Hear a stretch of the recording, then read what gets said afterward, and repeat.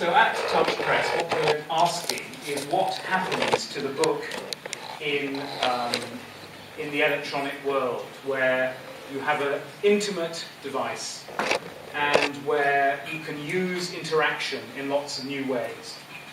And it's extraordinary how fast technology has come along. Some of you in this room may remember that about 15 years ago there was a wave of invention and a wave of interactivity around CD-ROM. And people hoped that it would be an interesting market for publishers to move into.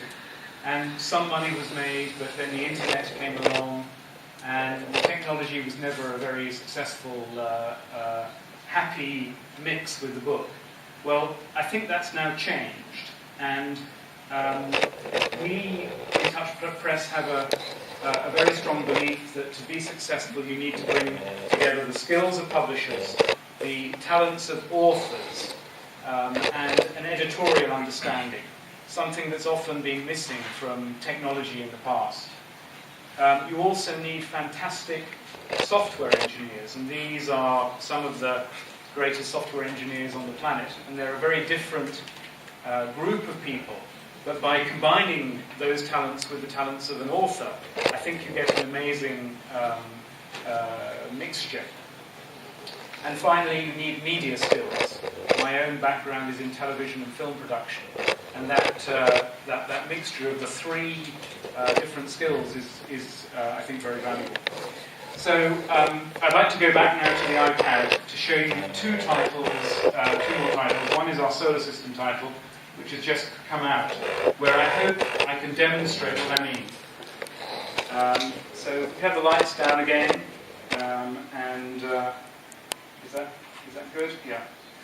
So I'll launch solar system, and with solar system we also have some sound. So can we hear the sound as well, please? And here we have an arrangement of the planets in the solar system, starting with the Sun and going out all the way to Jupiter and Saturn. Let's choose Jupiter. And on every page in the book, we find that the objects are not just pictures, but can be moved in lots of different directions and are fully interactive. So if we're interested, for example, in the red spot, we can zoom into it and study it. And then up here, in the corner of the screen, on every page, we have something very special. We have what we call an orrery, a digital orrery. And so here we have a working model of the solar system. And of course, being in Italy, it's very appropriate to look at Jupiter and the Galilean moons discovered by Galileo. And as I move, I can fly around and zoom into any object. And I can change the speed of the simulation.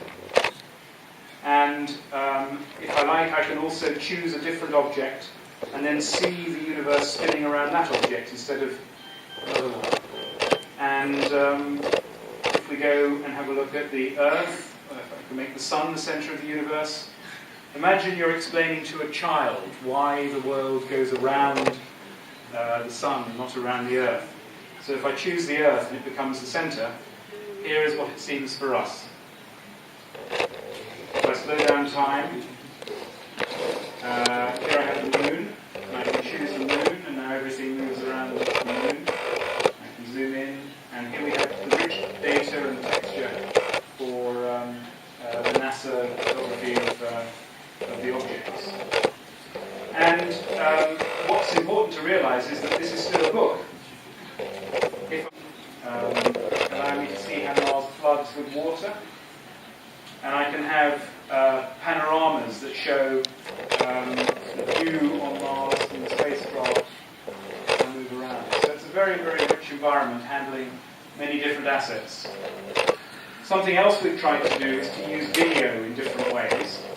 So if we go to the Earth and have a look on one of the Earth pages, we can see some video included in the title. And we're trying to deploy video away from being just in a square box. We're trying to make video